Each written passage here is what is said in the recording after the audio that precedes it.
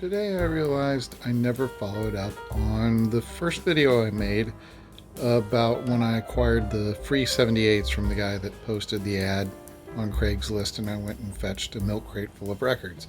Well, I went back and visited him a couple more times, and so I figured it's time to go ahead and follow up on that.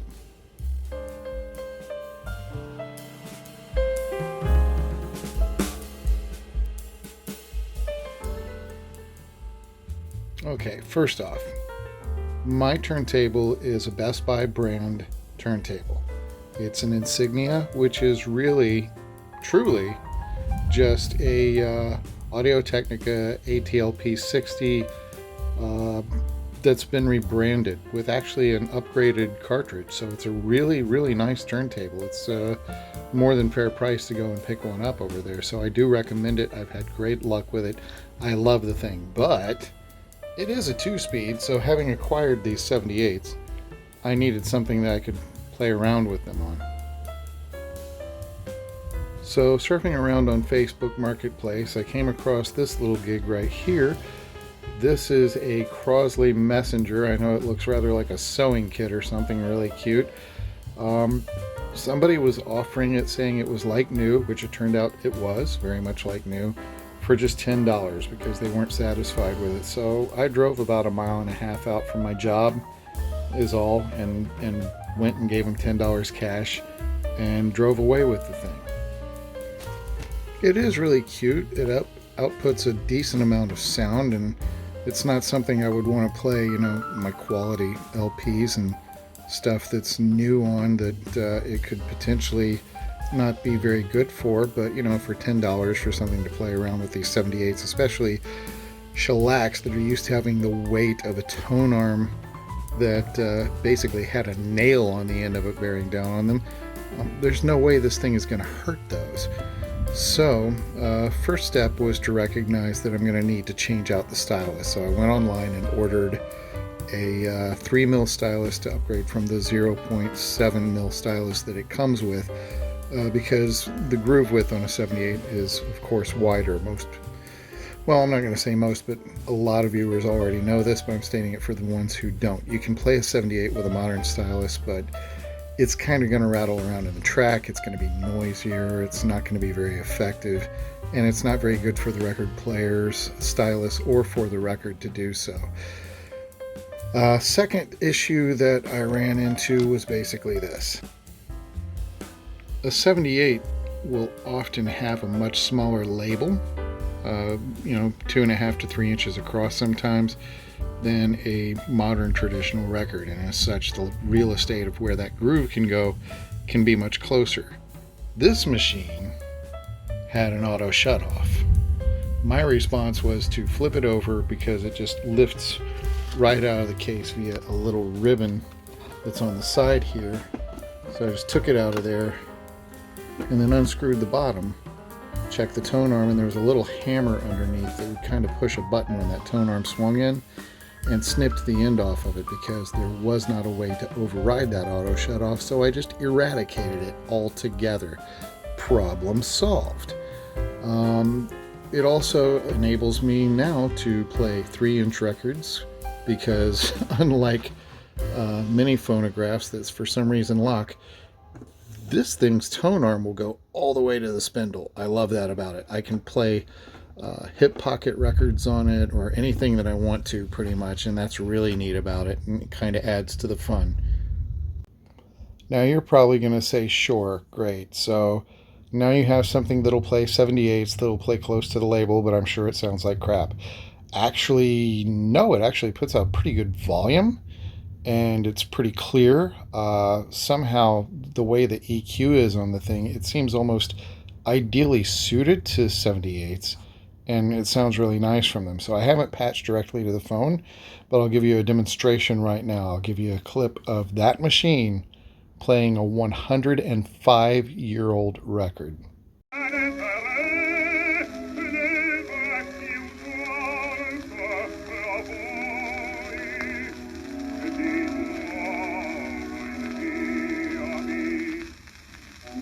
Ma non per dirvi come tornio le lacrime che noi versiam son false, degli spasimi e dei nostri martir, non allarmatevi. No. Now, I do all of my production and post-production entirely inside of my Android. Yeah, I'm not even using an iPhone for this. I'm using an Android. So you can probably imagine that the sound that's coming off of this thing is much better than what you'll experience in this video because I'm just recording it open air with the mic that's on my phone. So when it was all done, I had the one crate last time after sorting the trash out of it that was not salvageable, that was sort of cube shaped, and I've since bought these longer crates from Walmart. And so they're about 1.5 crates compared to the original crate. The baggie is in there to separate because I've got a small stack at the front that I'll have to enter into Discogs because when you're dealing in old stuff, a lot of things just simply aren't there. And pardon my mess. Another one over here. That's the rest of it. And there's this weird Top Tunes thing down in the front there that the guy gave to me because I just thought it was unusual. It's one of those sound-alike compilations, and what makes it unusual is that it's styrene 7-inch. There's 5 of them in there at 78 RPM in a book style like a 10-inch album. And I've just never seen one of those before, so I kind of took interest in it just because it was sort of unusual with format.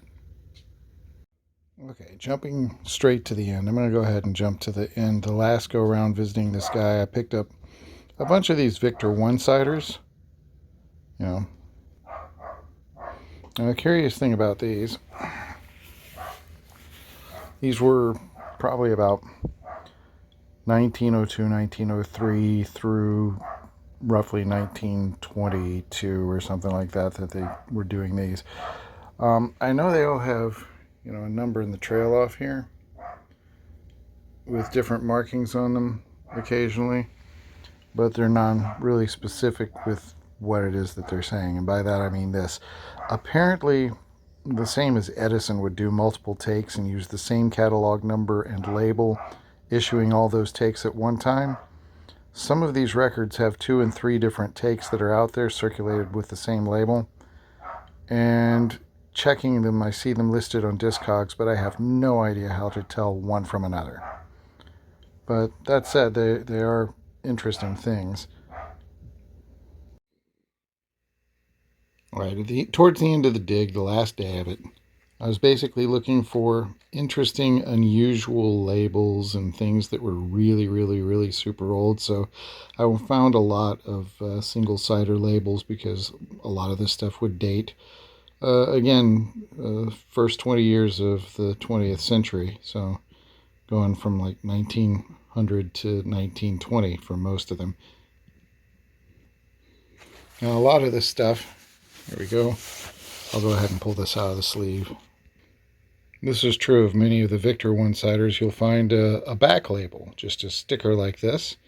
If they don't have a backing plate that's got some sort of wild graphics or art on it, then you'll just find a little sticker like this. And in some cases, they're just like instructions for use and play and care for the record.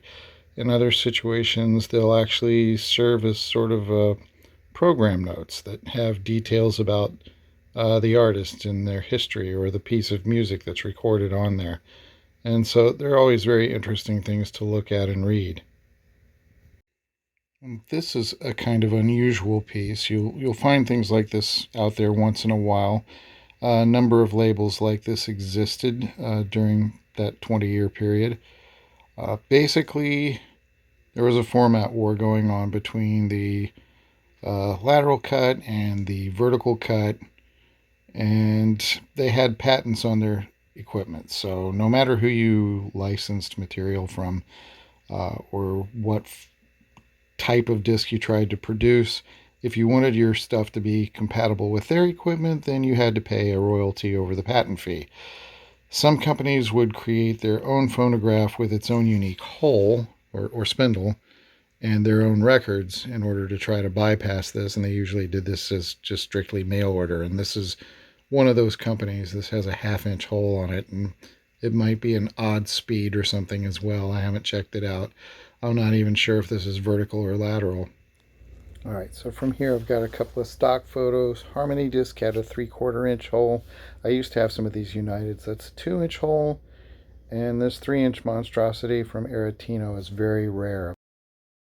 And this is an example of the Perfect label, which did yet another variant of these sort of reddish wax pressings. Well, it's still shellac actually, but it's just slang term. But origin was wax, but later on they became shellac. This is more of a brownish tint on the Perfect label typically, but it is a really pretty label again. In the course of this, at least a half a dozen on Apollo, which I'm not certain, but I believe it's the same Apollo as in the theater. And this one has Earl Father Hines on it. Doesn't say Father, but that's what the name that he would become more known by over time. After discovering that awesome Nappy Brown record, I picked up anytime I ran across other Savoy label originals, I went ahead and picked those up, and there's some really good stuff in there. I've been enjoying listening to these. Being the colored vinyl guy, anytime I ran into a colored disc, I'd go ahead and pick those up. This pretty translucent disc. I have no idea of the content. I actually had to enter this one on Discogs because it wasn't there. And of course, kids' records are always interesting. Plus, this one is a nice opaque red, and it's in full color original sleeve. Nice touch. This one is a promo, and I thought this was cool because typically records like that, they would format decision, typically with the 7-inch, a yellow record was a kid's record. In this case, the red was probably the same as the one behind it, that it was just handy material that was there for the day. This one, all of the publicly released copies are black. I think this was to bring it to DJ's attention. This has a red ink label on a green disc, and I think that's basically because it's a Christmas record, Christmas polka. So they did that purposefully, the way that they would today, for it to be a themed color in the vinyl. And this actually is some sort of a lightweight vinyl press. A lot of the time the promo copies are. Same with this one. This is Eartha Kitt. It's a lightweight vinyl press. So there you have Catwoman herself. Alright, one more small stack and I'm going to wrap this video, and we might do a part 3 eventually. Here we have some examples of doo-wop popping up again. We've got Joe Liggins and his Honey Drippers. This is pretty cool Louis Prima. Anybody doesn't know who Louis Prima is, just look to Disney movies. You'll find Louis Prima's voice there, especially Ooby Doo, I Want to Be Like You. There you go. We have Les Baxter, and this is a promo copy. Picked up quite a few promos. This one I just set aside to show here because this, Two Little Boys Loved One Little Girl, and I can't remember who the artist is, and can't make it out without my glasses on, but this is from 1904, so this is the oldest lateral cut that I was able to positively date 100% in the lot at 117 years old for this record. And I got these pretty Republic pressings that I had to enter into Discogs. No information on them, but they're pretty ruby red. Got 2 of those. Different titles, same artist. On Warland disc, we got some more doo-wop, The Channels. And this is just a really neat Aeolian Vocalion mashup label. What makes this one interesting is this is a period where they were basically covering patent with both formats that were popular at the time, so this one is clearly labeled that it's a lateral cut, so that you would have the knowledge as to whether or not you have the appropriate whip to play it on. Initially, they were all vertical cut, the Vocalions. Here we have a Duke Ellington, that's promo. And the Playmates, this is doo-wop on the original roulette label. Interesting history on this label. It has the numbers on it. They later took the numbers off of this label on many pressings because underground gambling casinos were literally turning these records into roulette wheels.